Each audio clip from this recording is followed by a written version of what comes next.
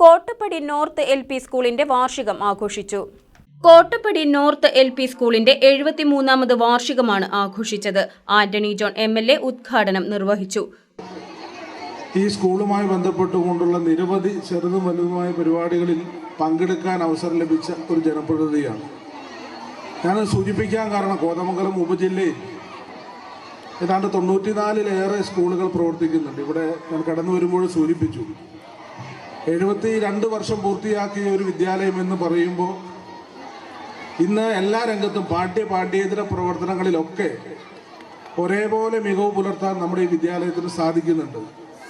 ഗ്രാമപഞ്ചായത്ത് president mini Gopi അധ്യക്ഷത വഹിച്ചു. Sarama John, Asha Ajin, Biji P Isaac, Princila, Linda Subin, KS. Aradhana എന്നിവർ പ്രസംഗിച്ചു. സർവീസിൽ നിന്നും വിരമിക്കുന്ന അധ്യാപിക പുഷ്പകുമാരിക്ക് യാത്രയയപ്പ് നൽകി. ഹെഡ് മിസ്ട്രസ് ഷാലി റിപ്പോർട്ട് അവതരിപ്പിച്ചു.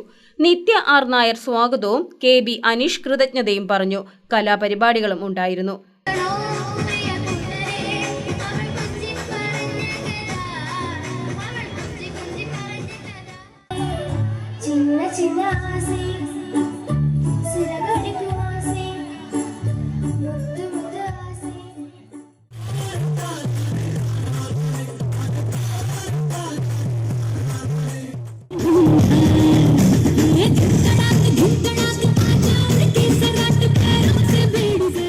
KCV news Kottappadi.